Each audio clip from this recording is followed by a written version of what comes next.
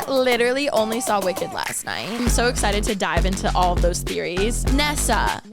Yeah, Nessa. We just got like the gold of the whole movie. Here looking like Ryan Reynolds was not it. Why didn't we see the feet? Like, hello? Speaking of Easter eggs being confirmed, did you see this? Because I'd love to blow your mind. What are your thoughts on the Cowardly Lion? For a Cowardly Lion, he sure talked a lot. No, he was the only animal I wanted to shut up. Oh no! This whole episode being spoiled. No, literally. The following podcast is a Dear Media production.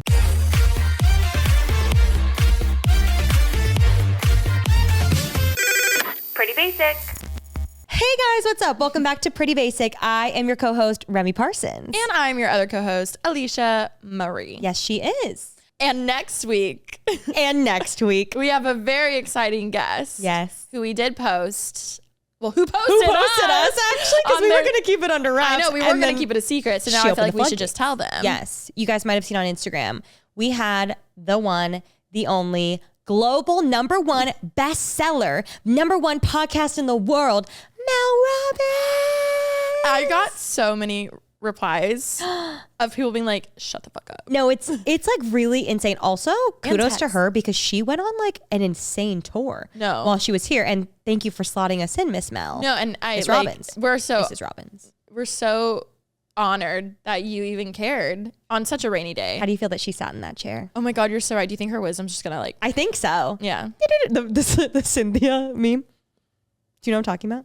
No. Okay. And It's the concept of you sitting at Mel's sitting in your chair. I literally only saw Wicked last night, which we'll get into all of the debrief. So for a solid week, I have been dodging memes and dodging... I purposely didn't want to hear the new songs until the movie. Yeah. Because I wanted to give it like a fair, honest like thought. And I surprisingly did that. Granted, there wasn't much to spoil because we already know the plot. You've seen the musical. Exactly. Yeah. Yes. But as a whole, like, I mean, there was still stuff that could have been spoiled. But I can't wait. I want to go into it. I'm really happy that you saw it last night because it's now been a week since I saw it. So to be honest, in one ear out the other. Like I obviously remember all the big things, but I was just like crying so much. It was kind of hard to like metabolize everything going on. So I'm so excited to go through it together. I will be seeing it. We will be seeing it in theater again. Oh, I can't wait. But just wait, you guys. Next week, Mel Robbins is on Pretty Basic. Get very excited. It was an amazing episode. And today, I mean, everybody knows that you and I love Wicked. Also starting out, I opened up a very special box before I came, which I will say yours was the second unboxing that I saw. So I was spoiled in the best way, obviously. So I was so excited. Wait, did you gag? I gagged and I made Cal open it with me because he also saw Wicked part 1 and part 2 with me. Remi? Yeah. Guys, I thought about bringing it for this episode just to brag. Go get it. I'm kidding. I actually am really happy with the way, like, getting the box first and then seeing the movie because I didn't understand the significance of the stone being round. Still loved and appreciated it. But if you didn't see on my stories, which I should post it on TikTok or something, but I'm super sick if you can still hear it. Well, I was super sick. Now I'm fine. We've been on antibiotics, so we're not contagious anymore. Do not worry. But I've been sick. So I was just like finally feeling like myself again, was tired of sitting. So I'm like, let me clean, let me open some boxes, let me do all the cleaning and stuff. And I'm opening PR boxes and I see one, I open it and it has the Wicked logo on it. I'm like, oh my God, what could it be? Like, I'm so excited.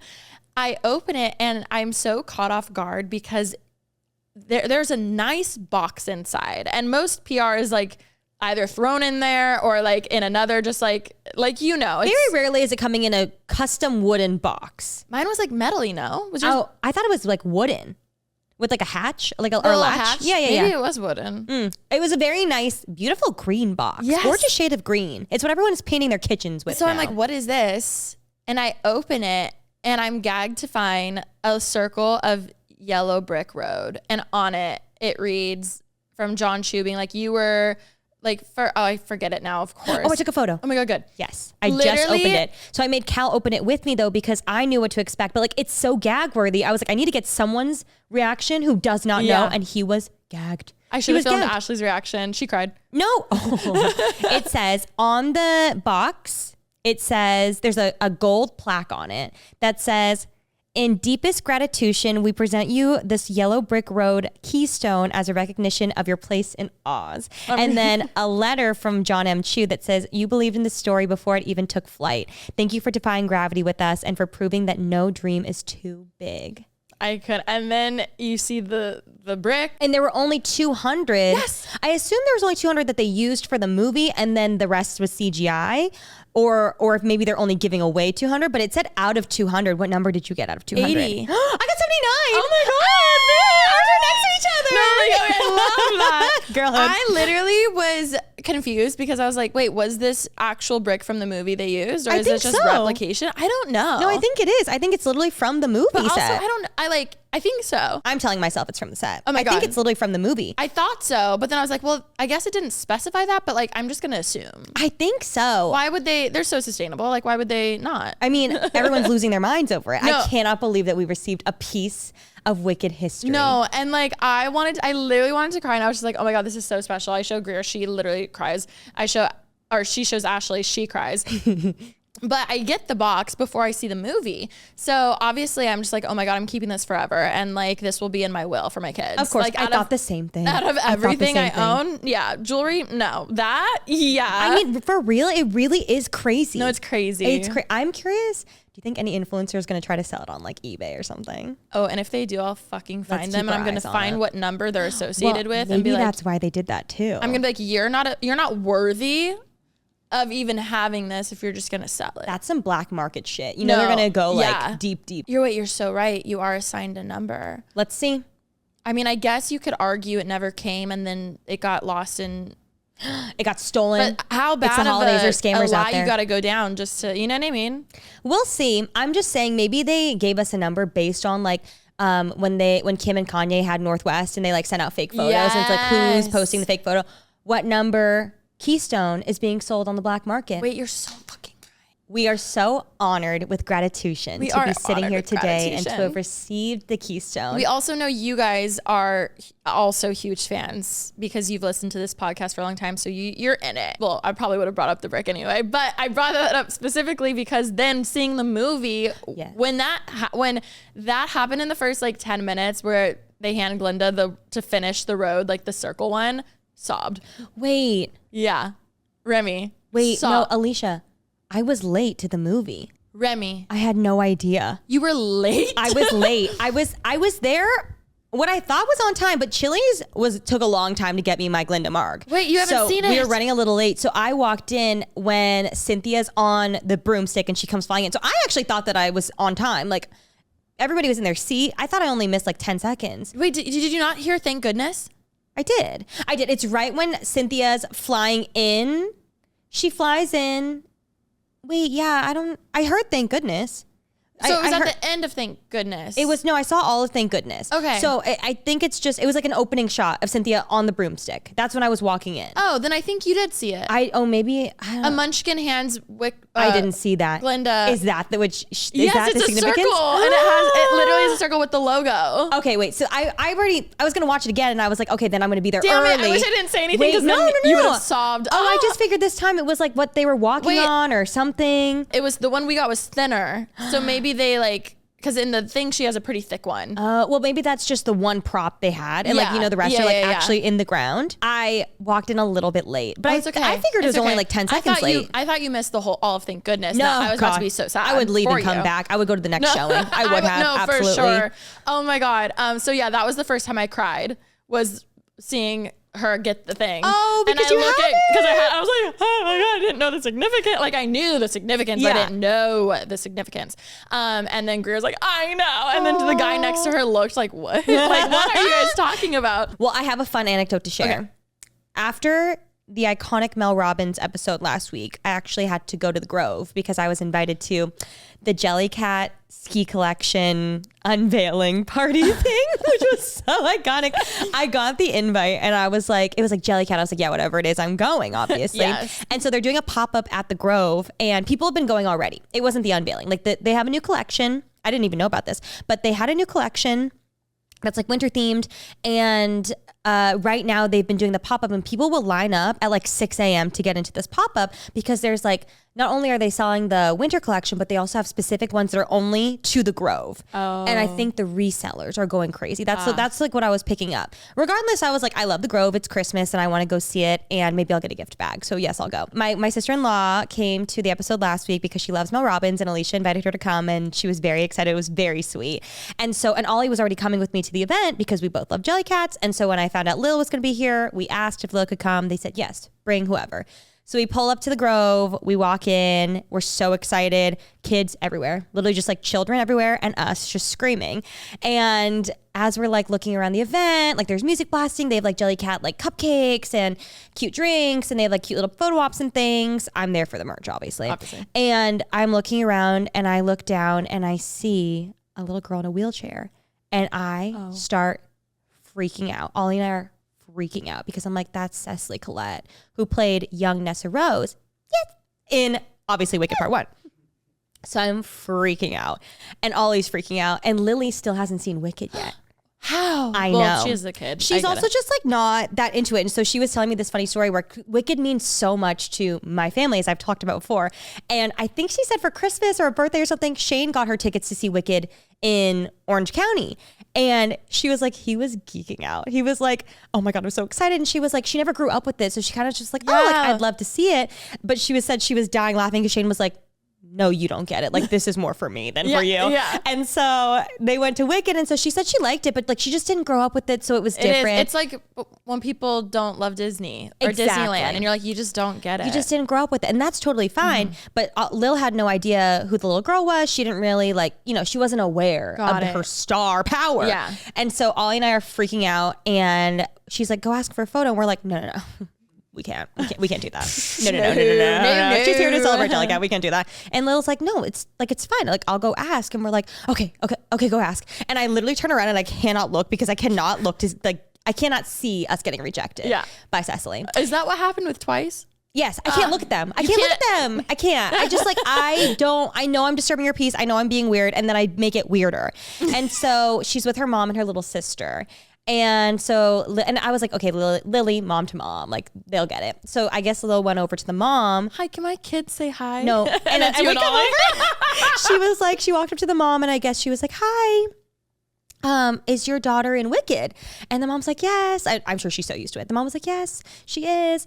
And then Lily goes, my sister-in-law's a big fan. Could she get a photo?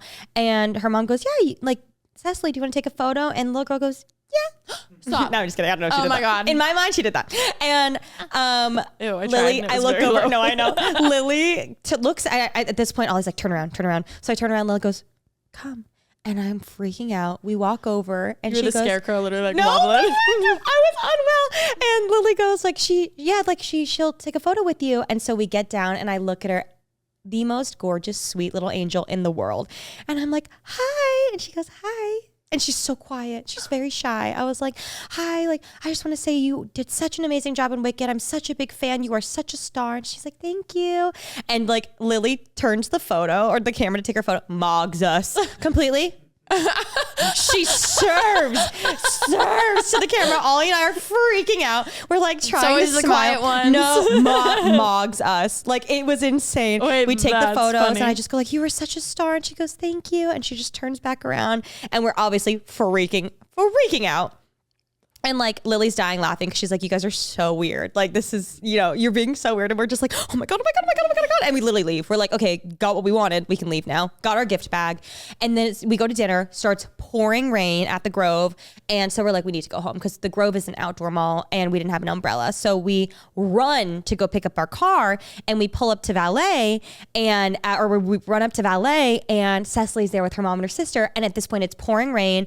And so the valet is like pulling the mom's car around. Knowing you would strip down just to give them an umbrella. Oh, absolutely. You'd be here, literally take my shirt. You need a skirt? Here, it's fine. Here, like, let me lay. I'll just lay on the ground. I'll go on the ground. Exactly. All you hold me and I'll be the umbrella. Exactly.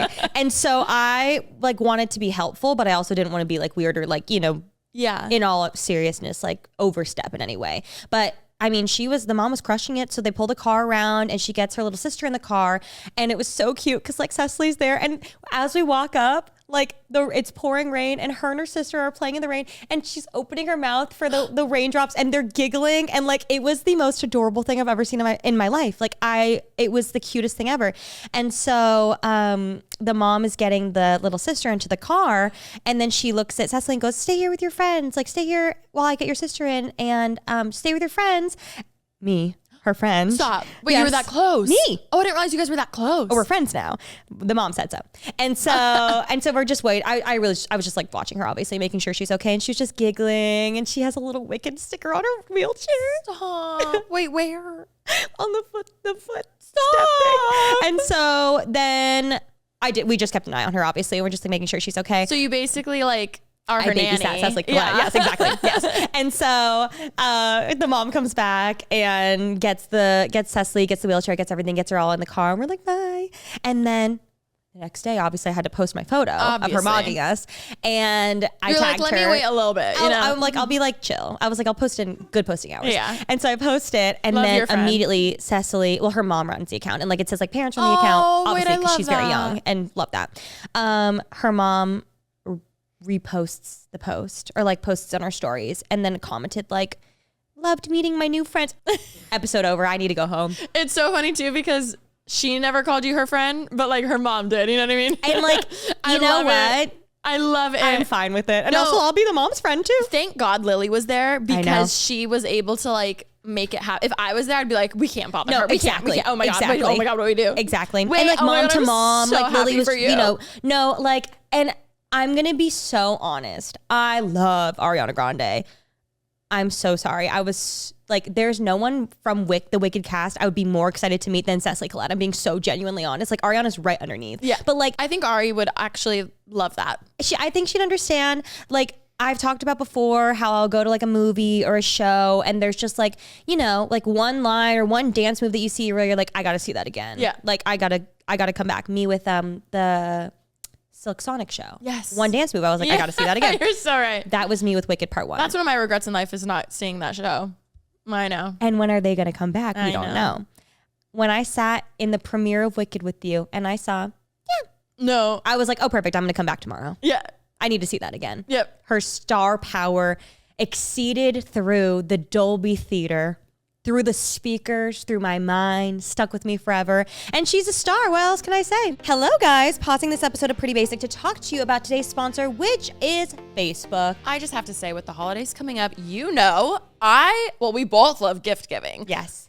What I feel like makes the perfect gift is something with a little sprinkle of nostalgia. We always talk about how we're the most nostalgic girlies ever, and I do have to agree with that. And what's better than going on your Facebook, Yes. looking up an old photo that you didn't even remember existed of you and your bestie. I do feel like nostalgia or just something sentimental is such a beautiful way to go for the holiday season. Also, as we know, there is a Facebook group for everything. I mean, I talk about it, how I still talk in my Facebook groups with my high school friends, whether it's during the holiday season to meet up at a bar or plan our high school reunion that we're trying to get on the books or anything like that. I love the nostalgia that Facebook brings me, and it makes me, similar to when I just went to my friend's wedding from high school, like it makes me feel young again. It makes me feel so connected to all the people that I've been friends with for so long. And as you know, on Facebook, a little connection goes a long way. I also feel like you can find the best gifts on there to give for the holiday season in these niche Facebook groups. Personally, that's like my strategy when it comes to thinking about gifts and what to give people. Whether your friend's like really into, I don't know, psychological thrillers maybe, or maybe like hockey romance books or something. No, exactly. It also helps too because, I mean, my imaginary boyfriend is really into cars, you know what I mean? So I could join a Facebook group about cars, learn about that, see what other people would think is a good gift to give. And it's like you do your research, but with a very specific support group. Because everybody has their own style. We all have different love languages. And I feel like it's the best way to give a gift this holiday season. Also, Facebook Marketplace is the place for everything, you guys. Whether you just moved into a new house and you're looking for new furniture, or you're trying to find a really special gift for somebody, you guys, the stuff is so good on there. And I'm like saying that with my full chest. I think you can find some of the best gifts ever, nostalgic gifts, sentimental gifts, just plain good gifts on Facebook Marketplace. Yes, and Marketplace is so good for finding unique gifts. And also, You can support local sellers, which is amazing. Obviously, we should be supporting local sellers, small businesses all throughout the year, but especially during the holidays, it really, really is amazing. I know so many people who have found the best furniture and for such a good price too. So even if you're just wanting to go and look for inspiration, I kind of like window shopping on Marketplace just to see what's around. And then every like few days I'll check to see if there's new listings. It's really fun. It's insane. Heath found that really cool vending machine on Facebook Marketplace. I actually bought a Pilates reformer on Facebook Marketplace and I gifted it to my friend who loves Pilates but didn't want to spend the money on, classes and a membership. She loves it. So if you're looking for any gift inspiration, Facebook has you covered, and you can also shop on Marketplace and actually find some really cool, unique niche gifts. And yes, guys, don't forget this holiday season on Facebook, a little connection goes a long way. Thank you to Facebook for sponsoring this portion of the episode, and let's get on with it. Thought you were going to say, because I saw that Jeff Goldblum also was at the Grove. I'm so sorry. Cecily Collette. That's crazy. Absolutely beyond for me. You're like, I don't give a fuck about him. Who? Who's that? Love him. I thought he was I think he was actually the best cast. Interesting. Not the best. I mean, I think he was a perfect cast for outside of the Ari and Cynthia, I feel like he was one of the top casted people as far as perfectly fixed. Interesting. I think he did it so good. He was so funny. I do have a lot of thoughts on casting. Now that we've gone over our anecdotes, I think that we do get Remi. into the nitty gritty of everything. Overall, I loved it. Okay. There were definitely a lot more changes in part 2 than the first one. Yes. That they did that they steered from. Yes. Some of them I loved. Some of them I loathed. Really? Loathing? Yeah. Interesting. Did you like that? I did. And yeah, but you know what? The whole time I was watching and I was just kept reminding myself they are singing live. Yeah. And boy, did we hear that with some of the cast. Yes. Yes. And I mean that in the most loving way. And everyone does. Yes. And we all get it. And we all love it. Okay. So overall, you liked it though. I liked it. I did like part 1 better. Really? For the Broadway show, I love part 2. Yes. Part 2 is my shit. Yes. For the movies, I think part 1 just I don't know. Interesting. Yeah. Okay. I walked away. I've had a week now for it to settle. And also, I will be so honest, and I know this, I am such a go with the flow crowd follower in that my own general, my own opinion, I walked out being perfect movie. Absolutely perfect. 10 out of 10. Okay. No notes. My only notes were I didn't love the original songs from first listen. Bitch. That's the... Yes. Yes. Okay. That was my first thing where I was but I do think that came from a place of loving the musical so much. We love the musical in general. I think that part 2 songs or act 2 songs are better. I do. Yes. I think they're less fun, obviously, but I think there's just so much, there's so much more depth to them. And I love a ballad. So that was my general thoughts. I will say after spending a week on TikTok, and I have seen so many, whether it's spoilers or analyses or just things like that. I have a lot more thoughts on everything since then. But overall, I walked out being absolutely perfect movie. Cal liked it. He didn't say he loved it, but he liked it. But I honestly thought it was perfect leaving the theater. I had so many thoughts, and I didn't want to hear the songs until the movie. I really wanted to give it a fresh take and have my own opinions before letting TikTok influence me or just have a bad taste going in or over analyzing as if I could fucking do better singing in a hard, you know what I mean? Let's be real. And the 2 original songs did not love, and I will say don't love. I can appreciate them for what they are. I'm really happy that Glinda got a proper redemption arc because I was really nervous, especially after part 1. I was ooh, she looks like the fucking villain of the whole thing. And watching the Broadway show, you grow to love the character. Yeah. And you see it all in one sitting, her whole arch. So I was arc. So I was I really hope they do that. I think they perfectly did that. And I think her new song was needed for that to kind of show her childhood a little more, to kind of experience her, her really this coming to terms moment of who do I want to be? Yeah. So I can appreciate the song, hate the song. Wait, really? I don't know because I haven't been looking at things. It felt like they were we need a song for Glinda, so let's give Cynthia one versus, oh, let's both go in there with 2 new brand new single songs and hits. It kind of felt a little weirdly placed almost too. I agree. I thought the because the thing that I was thinking about the most throughout the movie is when are these songs going to come up? Yeah. So Cynthia starting off the bat was like, whoa, yeah. which I like a little. Yeah. I like being taken for a surprise. But then I also found out for Oscars for original song, I'm 99.9% sure. This is what Greer told me. She was like, I'm pretty sure for Oscar noms, you have to have best original song part of the whatever. So it could have just been a ploy for them to get an Oscar, which that tracks more than anything, if I'm being honest. Did they win? Oh, they won for like costume design at the last Oscars. I will say, so I'm not a lyrics girl, so I wasn't sitting there like listening. I was more just like, when is it going to come up? But I think first listen, I wasn't, and to this day, I'm still not obsessed with either of the songs. I liked Glenda's song more, but after doing more research and looking into Cynthia's song or Elphaba's song, I will say, like, and reading the lyrics, I was like, oh, it actually, I think, has the most depth out of like any Wicked song, because it really could apply to problems and things that the musical and movie address subliminally. Yeah. So, oh my God, like even racism. this. Sorry, in case, racism. Yep. Anyways, no, 1,000%. It was so. My first opinion off of everything was like, wow, it is so weird watching this in the time that the world's in right now. Yeah. The politics and everything, and just like where the world is, even from a year ago and how much has changed. Like, like this was filmed 3 years ago. Oh, I keep forgetting that it's been so long. Yeah. And for like, God's timing is crazy, I swear. Like, that you could not have planned a better time for this. Like, I feel like you can't watch this movie and be like, wow, I should work on myself in some way, even if it's something small, little, like, or bigger. Racism. Yeah. So again, the animals, like even seeing them escape, and I loved how they did that.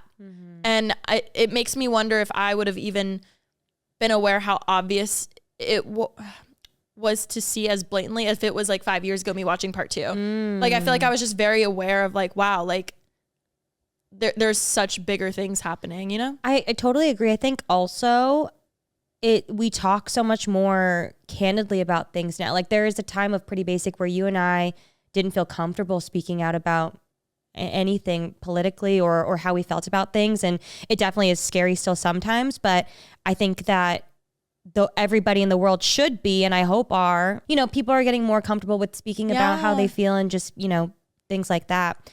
But I will say with the movie itself, I felt more watching it. I thought part 2 went by so fast. Yeah. And I was like, I left being like, I don't know if we necessarily needed a part 2. I was like, maybe it could have all been part 1 or just all smushed into one. It would have been like a 4-hour movie probably. I will say, or I was like, maybe they could have just cut some things and then just made it like a 2.5-hour movie or a 3-hour movie, which still would have been a long time. I guess it kind of is 3 hours with it's probably an hour and a half, I'm assuming, between the two. No, I think they're both at least 2 hours. Damn. Yeah. Okay, well. Maybe even 2.5. Oh my God, really?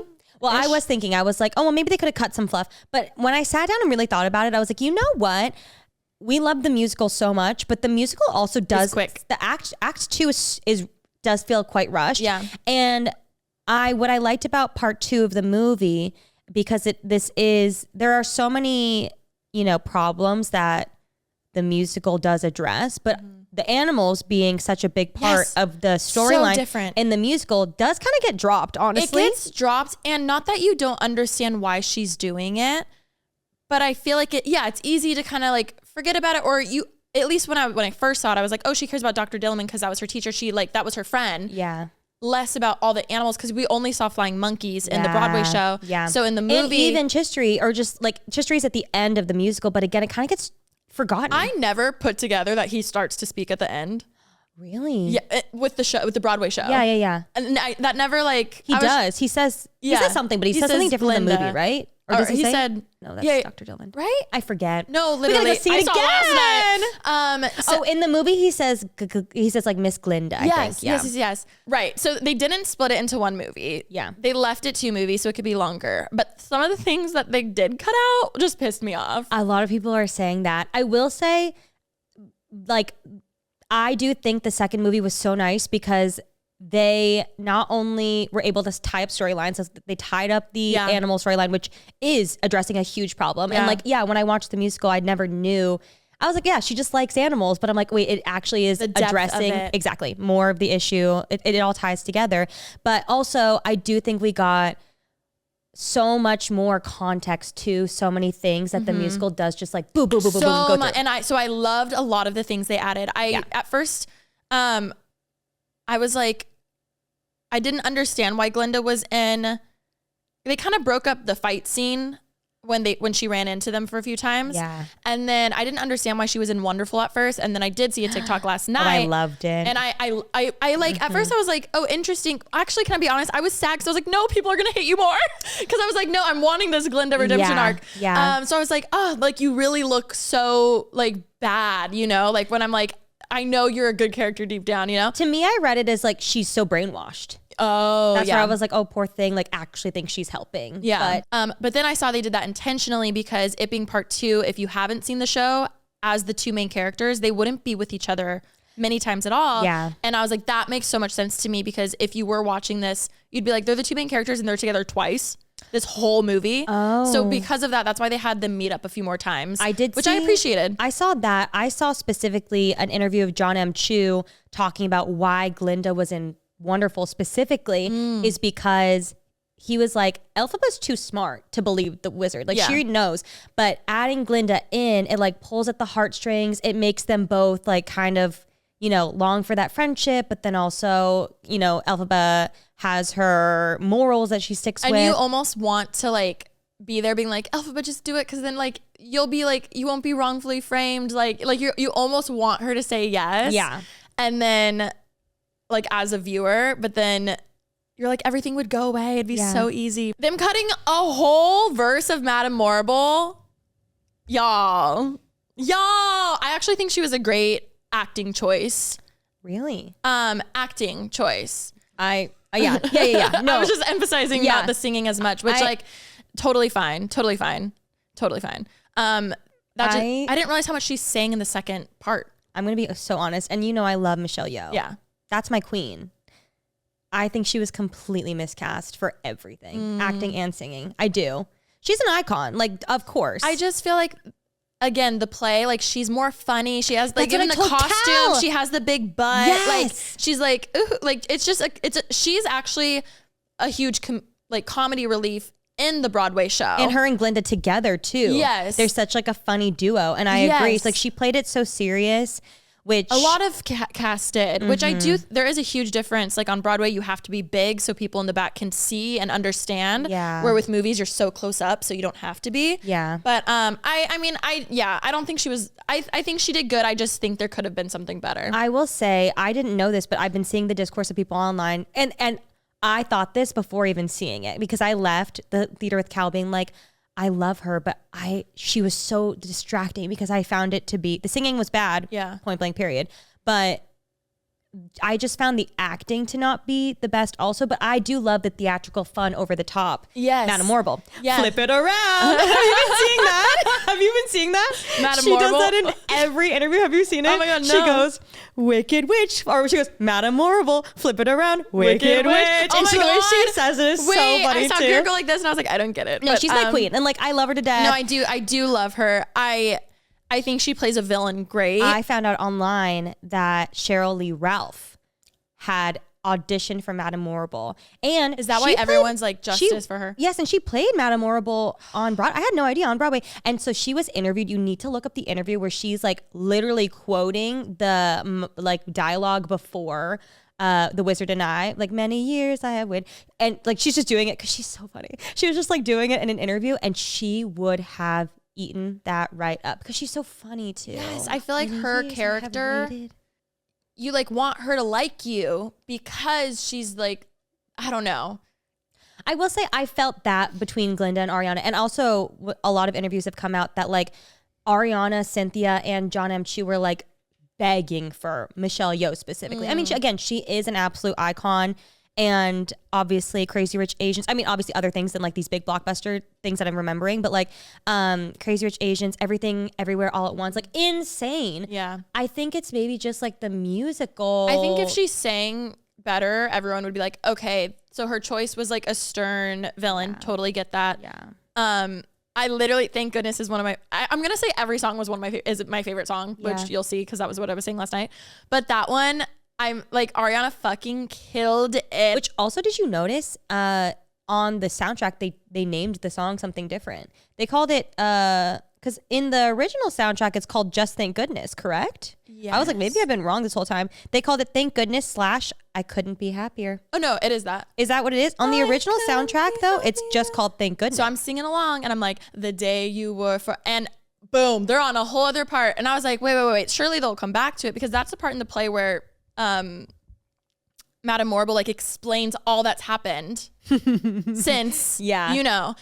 So, and then I was like, I wonder if they filmed it and they cut it because it wasn't good, or if they just went into it being like, oh, she doesn't want to sing. Like we have, you know, I want to know the tea on that. Cause I was like, why did they cut that? I am curious because I do think that if they found it to be important enough, they would have just pushed through because they pushed through the rest of the singing too. The only thing I thought they maybe did that for was because in Madame Morrible's verse, she ends it with, you'll forever be known as Glinda the Good. Yes. Da, da, da, da.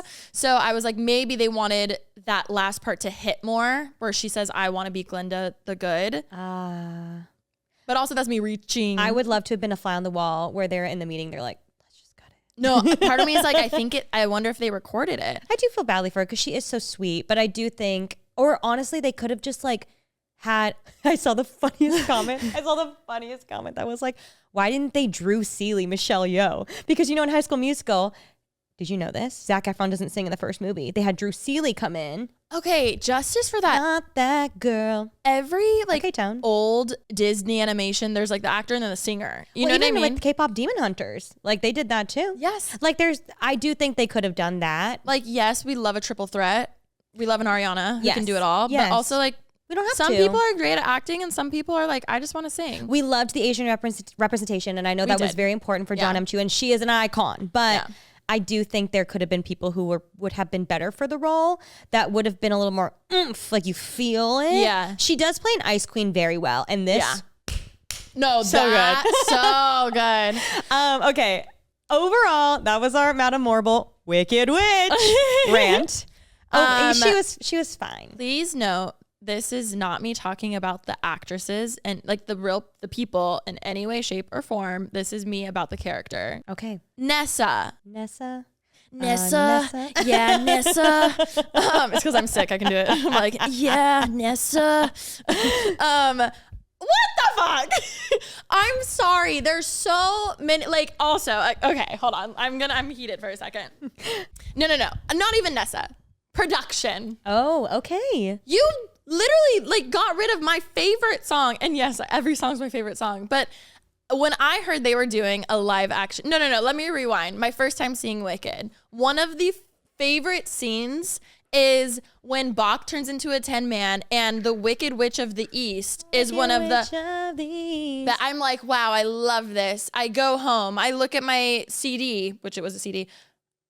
Why is that not on the soundtrack? That was one of the best fucking songs. Yes, there's some dialogue in there, but it's one of the best. Rob, that's on my betrayal list. Oh my God. The fact that song with Nessa singing is not on the original soundtrack, okay? Okay. Pisses me off. Okay. So every time I would see it in person. I didn't know that. No, pisses me off. So for literally 20 damn years, I've been like, wow, justice for this song. It's my favorite. Yeah. When I hear they're doing a live version. What song is it? What's it called? Wicked Witch of the East? Yeah, but it's Okay. it's a very short song. But also, hi, I'm Not That Girl reprise. So all I'm saying is, and also Hamilton like raps and sings every lyric. So it's whatever. All that to say, I'm like, wow, there's going to be a live. They're going to have that song. You can finally listen to it. I can finally listen to it on a soundtrack. With your car playing I'm out. already so excited. Now, when I saw part 1, I was like, ooh, okay, maybe like I could see Nessa like giving like I think she has it in her. You know what I mean? Like I want to see her singing be like amazing. Marissa Bode, I think. Yeah. Yes, okay. Because all I was thinking about during part 1 was Just Wicked waiting, Witch of the salivating, East. No, waiting. I'm not kidding. One of the things I was thinking of was like, oh, I can't wait for that. Like I'm gonna be her number one. The reason why you know that they filmed it 3 years ago, you've been waiting. I've been waiting. Lately, I have been really intentional about how I wind down at night. The Skims sleep set completely changed that for me. Literally slept in it last night. I always was so jealous of my sister who always just loved having a cute matching PJ set, and I'd be wearing an oversized shirt that I had since middle school, and I just always wanted to be that girl, and I realized I can be because of Skims. Skims fabric, I understand the hype. It's incredibly soft without feeling heavy, and it does get me excited. I know I'm gonna get a better sleep when I have those PJs on. Also important to note, I'm a very hot sleeper, so if I'm saying that they're perfect, they're perfect. This time of year, I always end up gifting pajamas to people I love. It feels thoughtful and personal, and I love that Skims has options for women, men, kids, and even pets. Rosie does have a jacket from there. And if you're looking for holiday gifts, the Skims holiday shop is now open at skims.com. It has something for everyone on your list. And after you place your order, make sure to tell them we sent you, select podcast in the survey, and choose our show in the dropdown. So go ahead and shop our favorite pajamas at skims.com. We have to give a shout out to one of our sponsors, Casamigos. You guys, it is the holiday season. We've got so many holiday parties to go to, white elephants, secret Santas. We've got gift exchanges.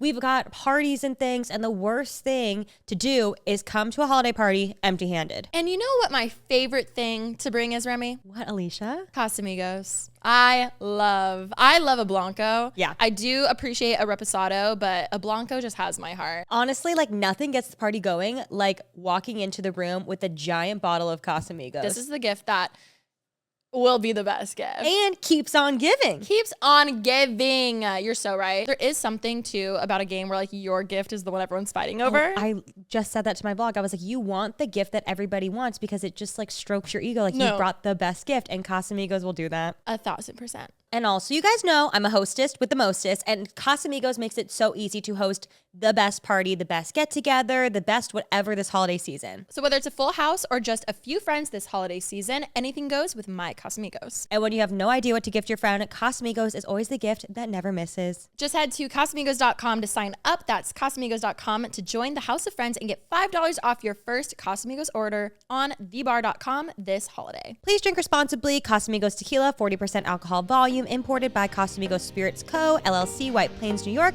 Please do not forward to anyone under 21. Huge thank you to Casamigos for sponsoring this episode. We love you. Let's get on back to the episode. So I'm like, oh my God, it's coming. I'm so excited. And then I get in there and I'm like waiting. And they break up that scene in multiple different ways, which is so fine. But just like, I will say I loved seeing Bach try to leave. And then that showing how she's locked Munchkins in Munchkin Land. Yes. Because that was something that's just missing in both The Wizard of Oz and like you hear about it, but you don't see it. Yeah. So seeing that, I was like, wow, that was a really so good sad. choice of what they did. So, and it made sense of why he was forced to be back and basically more context. Work for him. Yeah.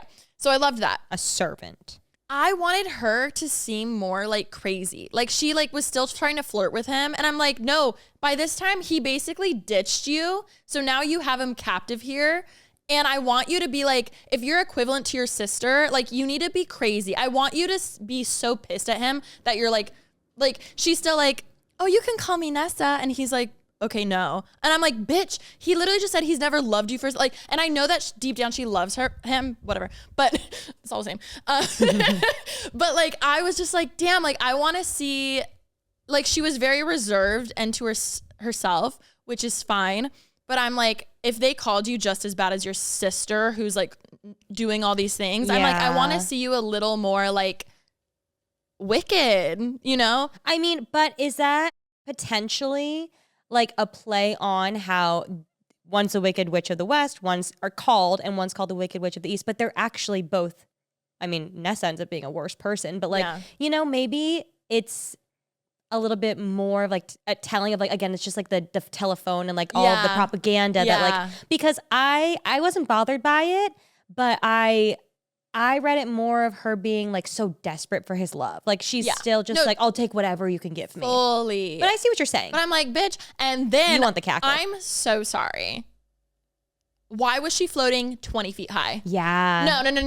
Yeah. And I'm sorry, you look like an exorcism and Stranger Things is about to happen. And Bach walks in, perfect, you don't need me now. What the fuck? Yeah. No, you should be floating at least a foot off the ground. Yeah. Why are you 50 feet in the air? Yeah. I am so sorry. It made no sense. I didn't love that choice. It's more scary for her to be 30 feet in the air. She's like, look what she did for me. And it's like, no, he walked in, didn't blink. He's like, wow, that's amazing. Like, what? Yeah, I do understand that. I was so pissed. So then already I'm like, oh, my song's not there. I was like, and in that moment, I was like, when she's like, does she not sing it? She does sing it, doesn't she? It's just not it's just like, it wasn't what you'd been waiting for. No, because Nessa in the play, I just feel like she becomes the Wicked Witch of the East. And you get why. I just wish she like let go a little more, or just like even in the song, or even like just something to be like, oh damn, she's now what her no good deed is this moment. Yeah. This is her like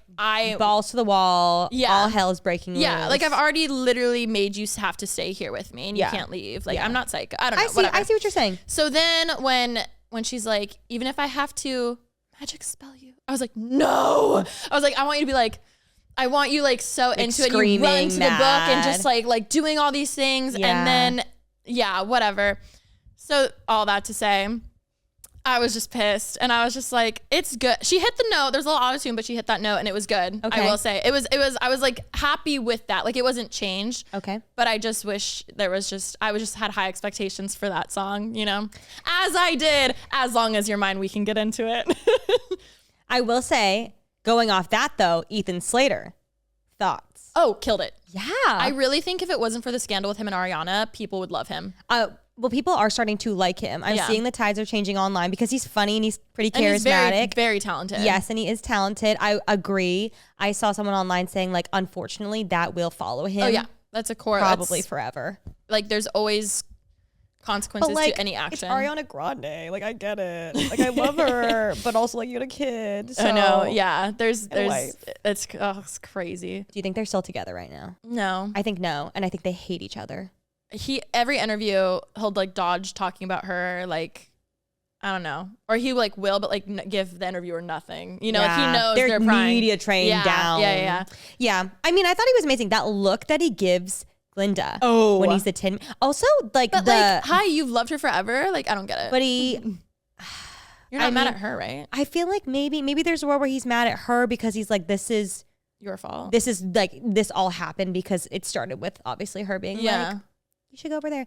But I mean, and he has a lot of resentment towards everybody. Or maybe now that he doesn't have a heart, he's different. Just so different.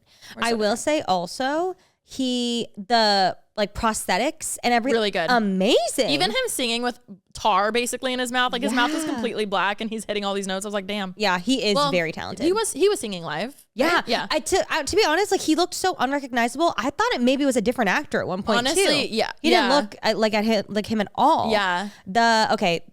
Let's move on to As Long As You're Mine. As Long As You're Mine. Okay.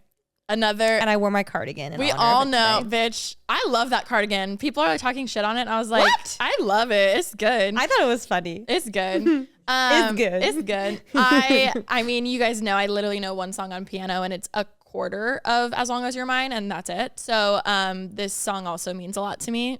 Saying every song's my favorite song. No, it's so good. Wait, what's your actual, be honest, favorite song of part 2? No Good Deed. It is good. Yeah. I went in, I would say, with Thank Goodness. And the way she does say. But it's Glinda's snippet. Away. Oh, wait. For Good's you know what up I mean? there too. I mean, For Good's number 1, actually. Close second after the movie, though, As Long As You're Mine. As Long As You're Mine and always got me. I mean. Me in middle school, like. You fully shaved in the front row? No, in the back row. hoping this man who's most likely gay is going to like pick me up. Well, we have to give a shout out to Jordan Litz, who we've seen on Broadway, who is here on Broadway. So hot. You might have seen him in tabloids recently or like all over the news because he ran the New York City Marathon and then did 2 shows in the same day. Fucking crazy. Insane. But like he does As Long As You're Mine so well because he's so hot. Tone. So... Show is very sexy, you know what I mean? Like, and this wasn't, which I heard it was because they wanted to keep their G rating. Yeah.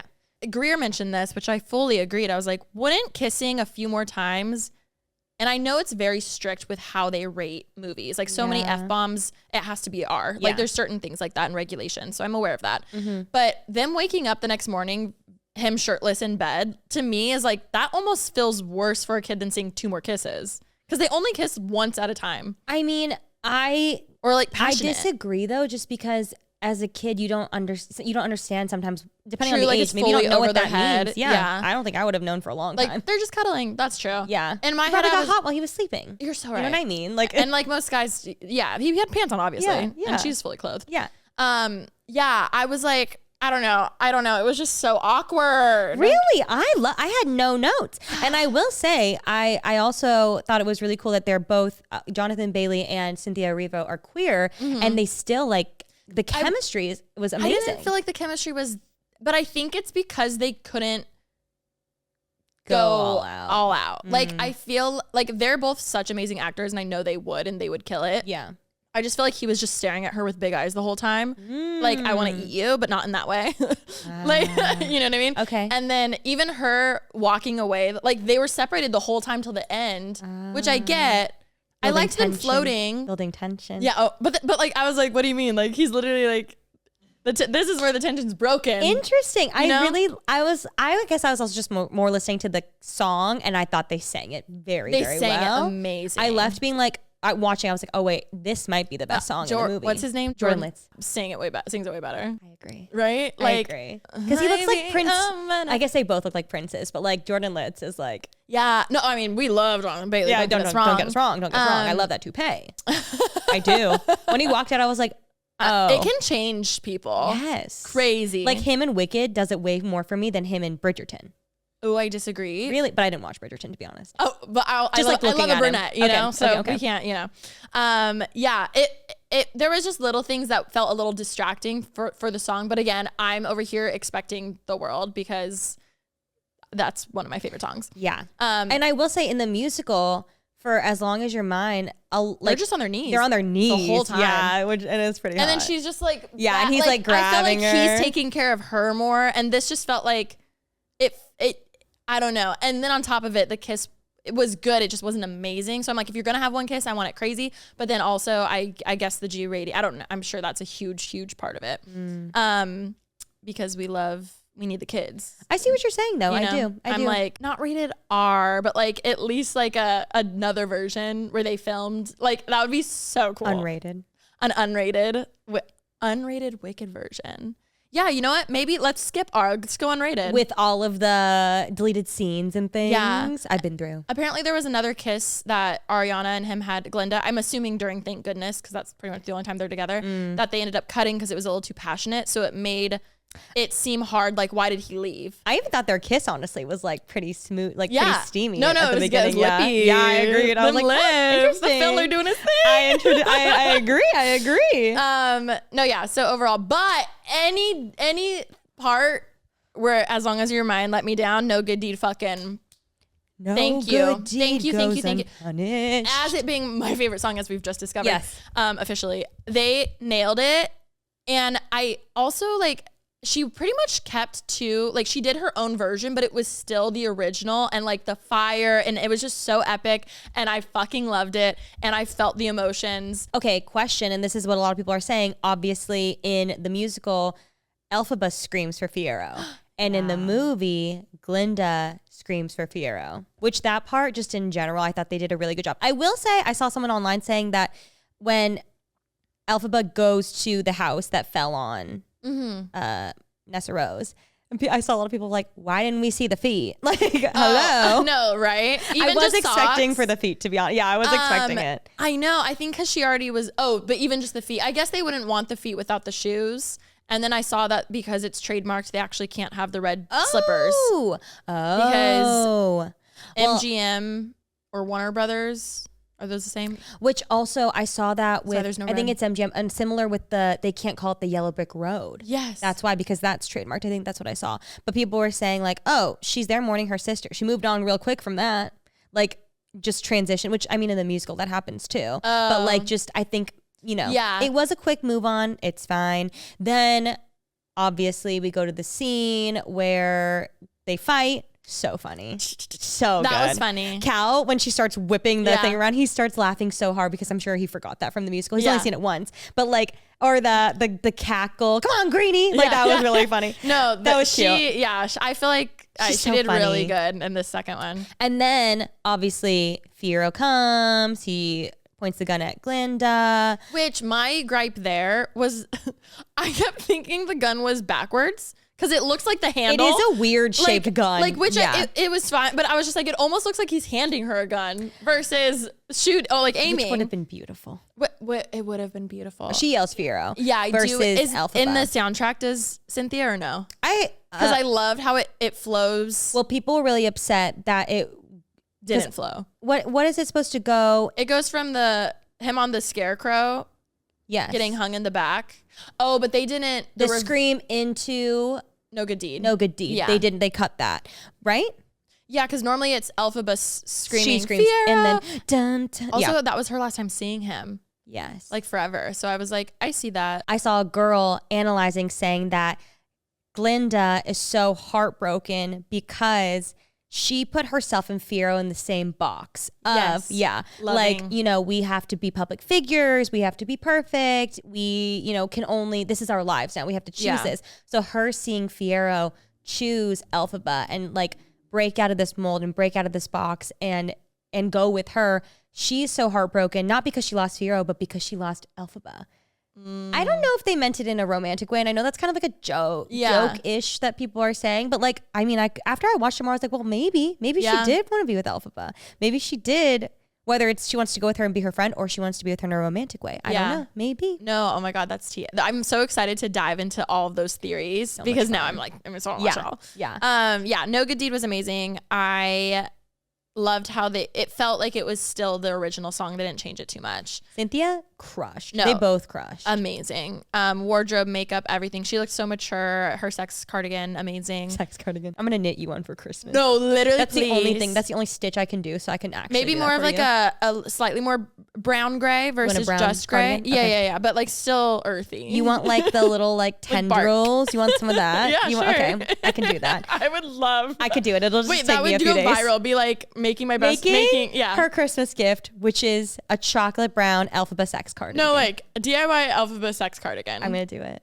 I could do Find it. your own. By the way, I can. No, I know you can, which is why I'm like, you should film it too. Okay, if you're gonna do it. I'm gonna do it. I need your measurements. Pop the bubble. Pop the bubble. So can appreciate the new songs. If it was truly only to get an Oscar, I'll be a little sad because it's fine. Firo looking like Ryan Reynolds was not it. People started laughing in my theater. What are you talking about? Him as a scarecrow? Yeah. Oh, Firo dies. Yeah. Yeah. Firo dies. Spoiler. I mean, yeah. This whole episode being spoiler. No, literally. I feel like I've officially hit the point in life where I just want one jacket that does everything, and that's exactly why I've been obsessed with the Amaze Puff jacket from Columbia. It's just one of those jackets that immediately feels right when you put it on. It's soft, warm, and looks so good no matter how you style it. I literally brought mine with me to Korea because it was so cold, and it came in clutch on the really cold, windy nights and the rainy days. Totally. When I first tried mine on, I was like, wait, this feels different. It feels like a hug, but also something I'd actually wear out to brunch or on a trip, and it's weather resistant. So if it starts sprinkling or gets windy, I'm still comfortable and it's not bulky at all. The quality is what got me. You guys can tell it's made to last. It's down-filled, super soft, and has all these little details that make it feel way more high-end than a regular puffer. And when I packed it in my suitcase also, it like condensed down so nice and small, so it didn't take up too much space, but was so warm. Backpack straps are actually genius. I wasn't sure if I'd use them, but I do all the time. Whether I'm inside and it's too warm, I just slip it off and wear it like a backpack instead of having to carry it. And it's super cute. Let's be honest, most puffers are functional, but not cute. This one has an actual shape. It looks flattering whether you wear it zipped or you open it up. And it comes in 11 colors. So there's fun poppy colors, there's neutrals, there's something for everybody. I got mine in the waist length version, but there are 3 lengths to choose from. There's a shorter one, a long one, and even a vest style. Seriously, I want pieces that are timeless and feel special. The Amaze Puff checks every box style, comfort, and practicality. So if you want to check it out for yourself or as a gift, go to Columbia.com and look up the Amaze Puff puff jacket. It's tough on cold, soft on you, and honestly, one of those rare finds that does it all. Again, it's Columbia.com and look up the Amaze Puff Jacket. You will love it. We've said this for years. We love a deal. I get genuine joy from knowing I saved money, and I always tell people that my secret weapon is Rakuten. Rakuten is such a good way to save money because you earn cash back at so many stores you're already shopping at. And during the holidays, it's even better because you can stack cash back on top of holiday sales. It's like savings on top of savings. So if your favorite store is doing a big sale, like 20% off, and Rakuten has 15% cash back for that same store, you can stack both. I love checking the weekly big deal reveals. There's always one store offering a really high cashback rate. Again, so many different types of brands. There's fashion, beauty, home, travel, wellness. I was browsing earlier and saw Macy's. Sephora had a really big discount the other week. Urban Outfitters, Best Buy, Nike, and even things like Chewy and Petco for pet people. And it's free to join. That's the part people forget. You can sign up on Rakuten.com, download the app, or install the browser extension, and you are ready to go. Plus, new members get a welcome bonus after minimum qualifying purchases. Terms and conditions apply, of course, but it's just such a good perk. If you're still not convinced, you're like, okay, but how does this work? It's super simple. Stores pay Rakuten to send them shoppers, and Rakuten gives part of that money back to you. You can get paid through PayPal, check, gift cards, or even if you have an eligible American Express card, you can earn membership reward points instead. They have 17 million members, and people have earned over $4.6 billion in cash back. You can also refer friends to earn even more, which I love because everyone benefits. So join today at Rakuten.com or download the app and start earning cash back while you shop for the holidays. Treat yourself, save some money, and thank us later. Okay, my thoughts on Jeff Goldblum. I thought he was fine. I did love him. I thought he was fine. I wasn't obsessed. I guess I'm jumping ahead, but when he does find out that Elphaba is his daughter, I kind of was let down by that. Okay, Greer was too, but I actually thought it was like perfect. Really? Because I feel like, well, one, I'm glad that they obviously did the flashback. Thoughts on the CGI face. Okay. People are really upset about that. In that scene, right? Yes. Well, when it flashes back, so he finds out obviously that Elphaba's his daughter, and then it flashes back to the scene with her mom and him, and it shows his CGI face. They're gonna fix that, I guarantee. You think? I guarantee I they're gonna wasn't bothered fix that. by it. I was just like, what else are you gonna do? I wouldn't have noticed it if it wasn't for people pointing it out. So I remember like hearing his weird face, and I was like, oh. Knowing now that it was Glinda riding Fiero's horse, literally what I could cry. Like that was the gag that no one saw coming. Like we all thought it was Cynthia or Fiero, obviously. Yeah. So seeing her put on the cloak, it didn't click to me. Really? And it was funny because I was just in my head, I was like, you're changing the cloak, but you're keeping the dress. Obviously, she needs the iconic blue dress and the what's it called? But then seeing her on the horse is when it hit me, and I was like, oh my God, the scene from the very first one where there's someone on the horse and everyone's like, who's on the horse? I love that they still didn't show Dorothy's face. I saw a lot of people were like expecting that, obviously, over the past year. But I saw a few people mention how if they did, then she actually becomes a character, which takes away from everything. Yeah. You can't show her face and not give her lines and not give her like, and we all know Dorothy, it's fine. We know what happens. Yeah. And Judy Garland. I mean, like all of it. I was like, I love that they decided to do that. And by now, March of the Witch Hunters kind of comes back. Like they definitely like broke up a lot of things and made it kind of like a puzzle, which I didn't hate. I liked all the little like extra songs they put in, like continuation of songs. Like that I really enjoyed that. Same. But then this brings us to For Good, which I mean, hi sob. Absolutely. What are your thoughts on The Cowardly Lion? Yeah, I was kind of let down. I guess in the Broadway show, he doesn't talk. He doesn't have a line, roars. So I knew he clearly, you know, the Tin Man is me overanalyzing a tale. No, I saw a funny TikTok comment that was like, you know, for a Cowardly Lion, he sure talked a lot. No, literally. And the loudest one in the room. When he first came out in the beginning, being like, oh my God, you're her song, I was like, bitch, what? Like, like she saved your damn life. Yeah. Like, so it just bothered me. Yeah, he did talk a lot, and I needed him to shut up. It was really funny. He was the only animal I wanted to shut up. Oh, no. But we all understand why, because he was doing our girl wrong. No. No, and like, here's the thing. But like, yeah, from his POV, he thought that. From his POV, I understand. You're wrong, No, but I was just gonna understand. be like that. You're wrong. You're dead wrong. She came down in a bubble. They really hyped up who was playing the voice of the lion. Like, did they? Yeah, the lead up to the movie coming out. Yes. They were like the biggest actor, like really building it up. And then Coleman Domingo obviously is iconic. And even at the end of the credits, Cal didn't know because he wasn't aware of who was playing him. And when he sees his name, he's like, oh my God, it was Coleman Domingo. Like, he had no idea. With truly no disrespect, what are some things he's in or does? It's a fabulous question. Let's look. I don't know. I know he's an icon. I remember it was, I know his face very well. Is he big in Broadway or just acting in general? general? I think he's big in acting. Euphoria, Walking Dead. He's in The Running Man. Yeah, he's huge. And honestly, I'm just horrible with if I saw his face, I'd probably recognize him. I'll show you his face. I'm so bad with You know his face. Names. You know him. Oh! Yeah. He's huge. And he did a great job with what he was given. I think just like he the Cowardly Lion much. Storyline didn't necessarily need. Yeah. And again, like, you're not supposed to speak, but he had quite a few. He's quite loud. Quite for being so cowardly. So I guess I never assumed the lion also hated her. You know, which is, I should have. Yeah. Like, you just think he's scared and you like just think confused. He's scared and confused. Yeah. Yes. Like, why am I even so when scared? like in the musical, the Tin Man's like pulling his tail, like come, and he doesn't come out. Yeah. So I think cowardly. It's funny how when you're not given something, you fill in the blanks. So there's probably so many people who watched Wicked who assumed, he's pissed at her. Yeah. I didn't. I was like, oh, he's just there. Oh my God, he's like so scared. He's so scared. Anyway. Yes, for good. So. And this is what broke me. I cried when Fiora points the gun at Glinda. And then she looks at him and goes, can't you see? He was never going to hurt me. He loves her. Sobbed. Got it back together. Sobbed when they, I could cry talking about it, when they are the door in between them. No, Remi. And then finding out it was fucking improv. Nope. So it came out, John M. Chu talked about how when they were rehearsing or like, not auditions because they didn't audition together, rehearsing, I'm assuming, he just kept letting them go after singing and they kept like improving a door in between them. So they're like, okay, let's put this door between. That scene wrecked me. I can't imagine as a director sitting there being like, holy shit, we just got like the gold of the whole movie. No, I can't. I'll start crying too. I literally, and knowing like the strength that Elphaba has in that moment, because she could let Glinda in on the secret, but to decide it's best for her not to know, like that's crazy.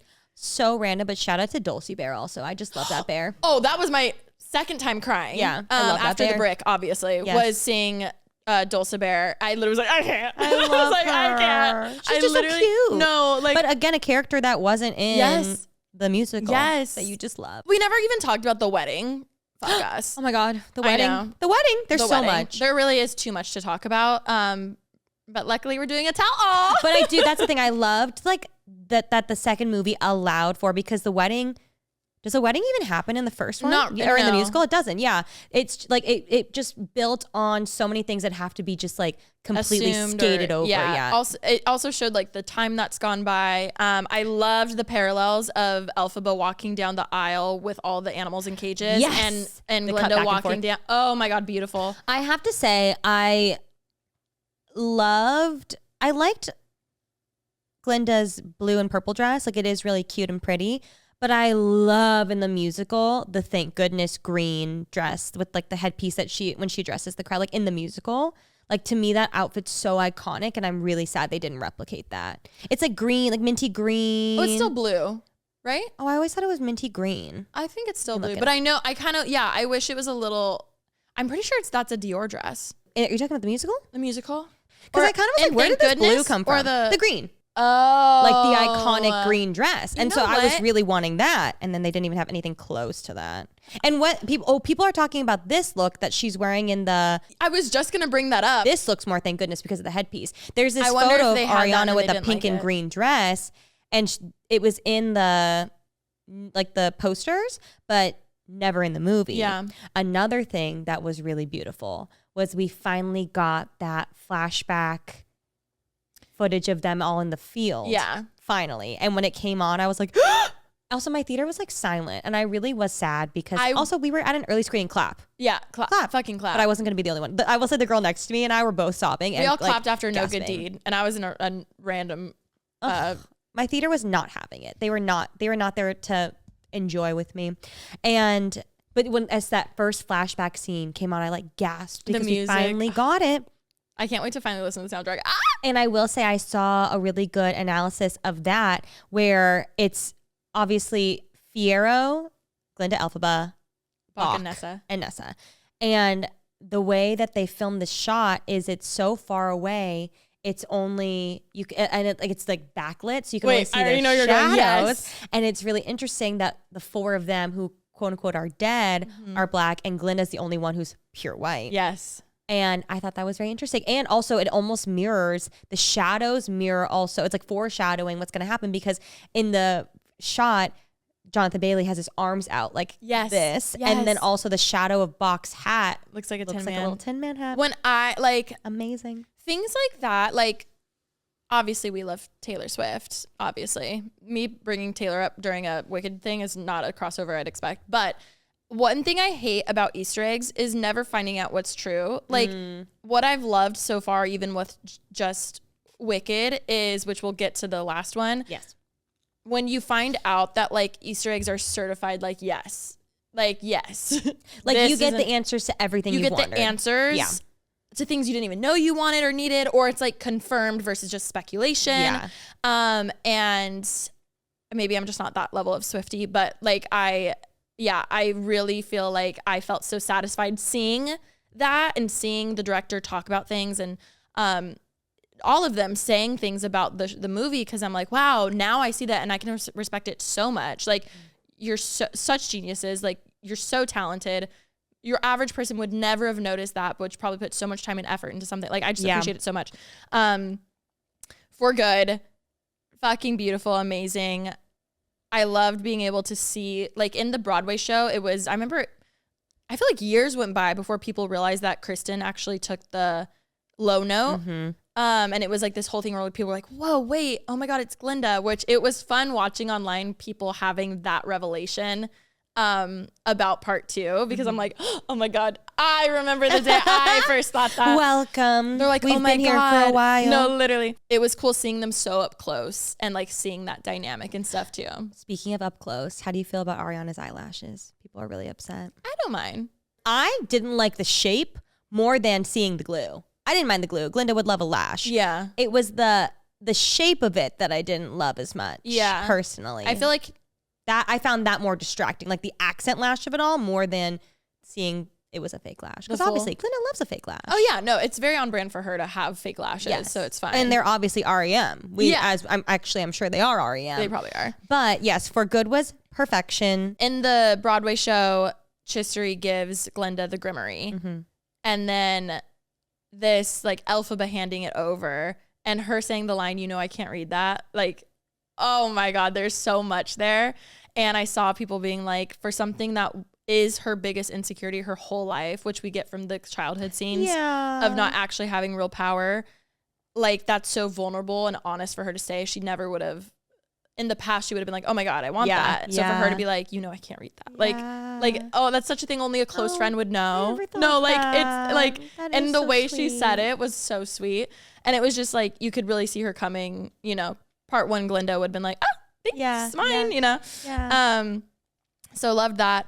And then I loved, because on the Broadway play, they do the best they can where you're seeing Glinda's POV. So I guess I didn't anticipate that we would also see Glinda's POV of the water being thrown. Yeah. But it was so beautifully done. I will say, with the musical, you only see the shadow behind they pull a screen over and then you just see the silhouette. Versus it's so much more real seeing Glinda being stuck in a closet and tight for being scared for her life. Yeah. And then like seeing I felt the emotion so much more. Yeah, I agree. And I thought, they did an amazing job shooting that. I loved how they did that. Oh, I mean, I loved the callback to the very beginning of part 1, obviously, with the hat on the ground, with the clock. Yes. Oh, people also are really upset with how many times they said clock tick. I was not bothered. Wait, just a clock tick. Wait just a clock And when tick. everyone starts saying it, Wait just a clock tick. I wasn't bothered, but I will say I was like, oh, they're saying it a lot. But I wasn't mad about it. I don't think I even like thought they said it a lot. But now going back, I can guarantee I'll notice the lash glue and that they said it a lot. And that's okay. Now we're doing a frame by frame fucking review. Yes. We've already been there. No, we've been there, but now we're really in it because so much happens in the last part. Okay, so then Glinda going to Madame Morrible be like, look out the damn window. I was like, bitch, yes. Oh, She was like, look. That was so good. funny. Our theater laugh for sure. I was like, Yeah. oh my gosh, she's so funny. I thought she did amazing that way. I think she she did great sending him home, blah, blah, blah, blah. Then she is officially like, I know my place and what I'm meant to do. So she gets all dressed and then it fast forwards. It goes back to where she comes down in the bubble. It comes back to the beginning of the first movie. And now everything, I like how they reuse the same shots too. That got me thinking where I'm like, oh my God, it's crazy that when they filmed it, they filmed they knew the continuation. They just cut it for the first movie. Yeah. So good. I loved how they did that. I loved it going away and she's like, wait, gonna go. I Yeah. have more. Yeah. I'm gonna go. I'm gonna go. Loved that. I loved how she's like come out all animals. Yes. That part I cried. The ferrets. And no, literally. I know. And they're like me. I thought I the whole time. I was just like, my wait. So yeah, I just the way they tied it together was beautiful. And then we have to talk about the beautiful scene of her walking up those damn stairs, which was one of the first photos they ever promoted, which is crazy. And that, to me, that dress is like the dress, that pink dress, like, oh my God. It's just so, so beautiful. And then obviously before this, when she was singing No One Mourns the Wicked, the revelation now that she's singing about herself because she's the one who's alone. Yeah. And that this is basically she's alone because of what she did and she has to live with that. And I was just so happy for my Glinda redemption because I was just like, I need people to love her. Like, she's so good, I swear. The part where For Good comes back and it's the low notes and the harmonies. Who can say? Yes. Because no one mourns. Oh my God. Out. Boom. Chills. That's a snippet. That's high on I think that's probably number 1 on my snippet list. Really? Just that last part. Yeah. Yeah. Fucking beautiful. The book opens. The side by side. I mean, what did you interpret the Grimmery opening and shifting to a page? Okay. At first I thought it was just, it opened like plot twist kind of vibes. Okay. Where then on TikTok I saw deeper things being like Elphaba allowed it to open for her. It was her last spell. I saw Glinda that. now has power. Like the book now thinks Glinda's like worthy. And so then, of course, now I'm thinking like, oh my God, there's so many different ways. What'd you think? I interpreted it as, I think that Glinda is now authentically good. Yeah. And that she is worthy of the book. Yeah. I do. Because like she already is making the changes, and I don't think that Elphaba had anything to do with it, honestly. But I will say it's confusing, and it could be, but like because she looks back and all of a sudden the book opens, like is she doing, I don't think so. I think it's Glinda. Yeah. I now sitting back, which also remember Madame Morrible was like, I can only read a word or two. Like, so clearly it's not a learning language. Yeah. It's having the intention, which I feel like is so, obviously it's a language to learn, but yeah, I thought that was really cool. I saw, speaking of Easter eggs being confirmed, did you see this? Because I'd love to blow your mind. What? About the book. No. It's actually confirmed what it means. The Grimmery? Yeah, the Grimmery.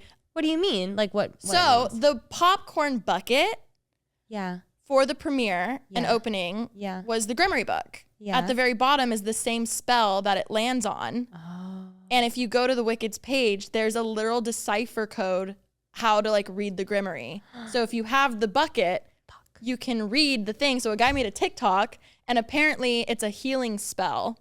Oh. So then people were saying, which obviously you can interpret that how you want. So then people were saying Elphaba was able to open it for her, and that's the first spell she wanted her to do to heal herself. And I know. I got chills. I know. But then also, like, yes, it's Glinda being able to, like, read it and stuff, too. But I thought that, speaking of Easter eggs, where I'm like, Fuck yes. Like that's the shit I love where it's like, not only was it the bucket, you go to the site and then there's a deciphering thing and it's apparently a healing spell. And I'm just like, holy shit. I'm sorry. All the merch at the movie theater was so good. So good.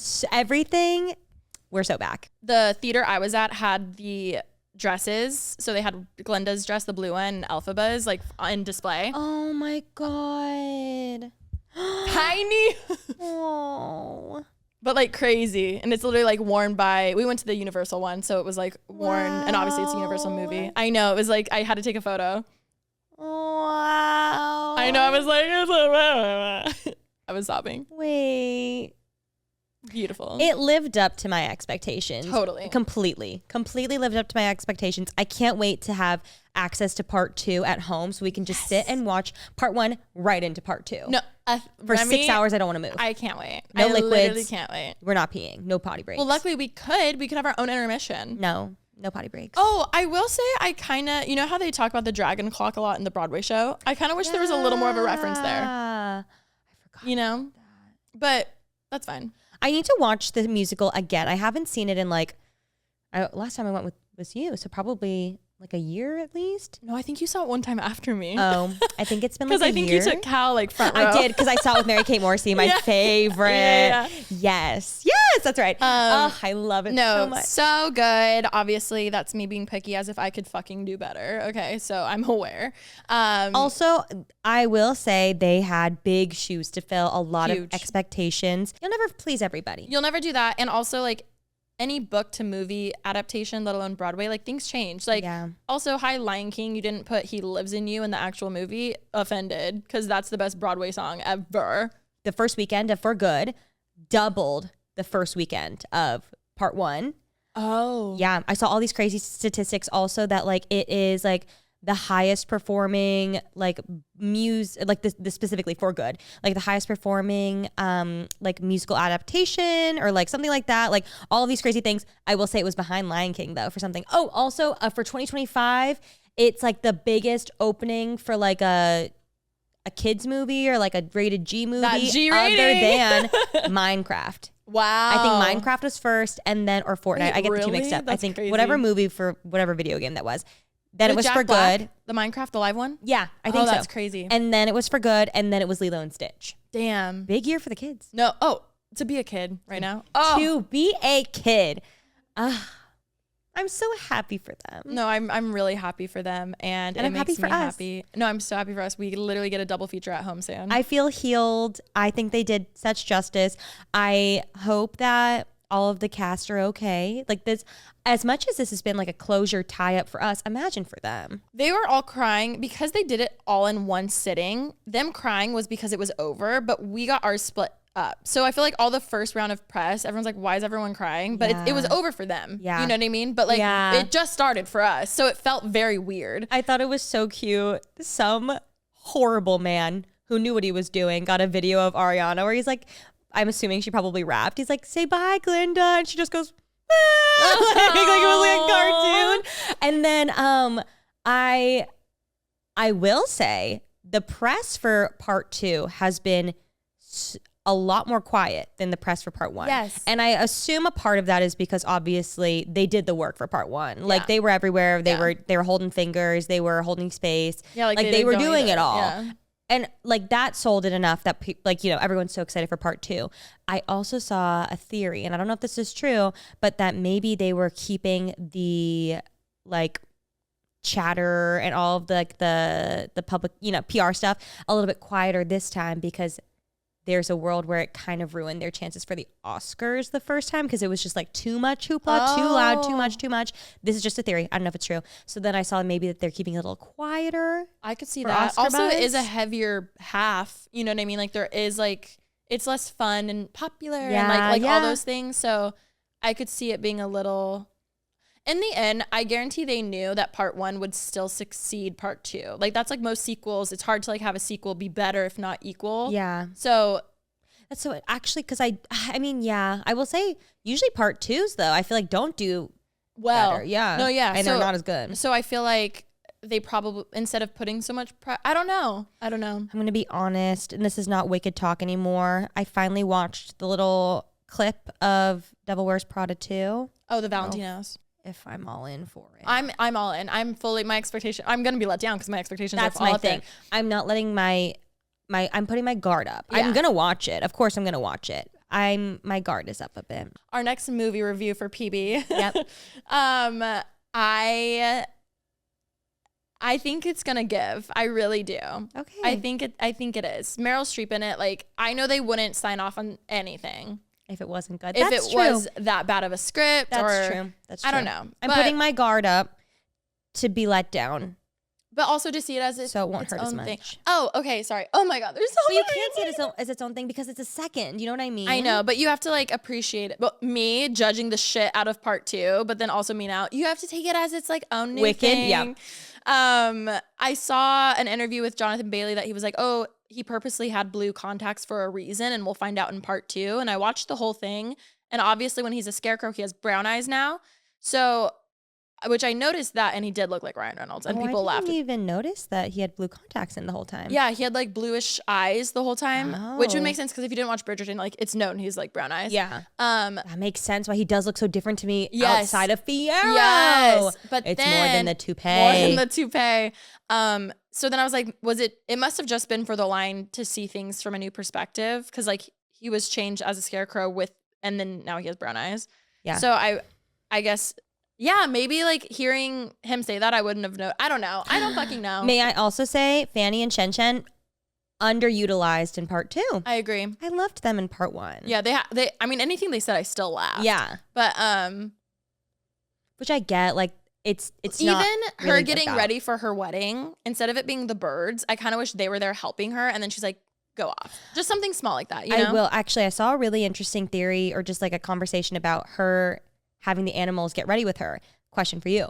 Someone online was like, oh yeah, they're like, see, she's for the animals. Like she's has them. And then the people are like, they don't have voices and they're essentially like serving her. Yeah, they're working. Mm-hmm. I know. Interesting. And they're not working late because they're singers. Yeah, they're not singers. Wow. Okay, we have so much more we can debrief offline, but I feel like we got the big stuff out of the way. I need to watch it again. We need to Yeah. watch it together. Yeah. And I need your nails in my arm. No, I like can't wait. Well, we hope you enjoyed. If you are still listening, then that means that you also love Wicked as much as we do, because the people who didn't either didn't click or clicked off at the very beginning. Yeah. Or they gave it a little bit and they're like, Or they heard that you're going to hit them with a brick and they were like, oh. They're like, and yeah. And? I did not mean that, by the way. She I'll was hit myself kidding. first. She was kidding. We love you Okay. guys so much. Thank you for listening to this episode of Pretty Basic. And we will catch you guys next week with Mel Robbins. Get excited. Love you guys. Bye. Mwah.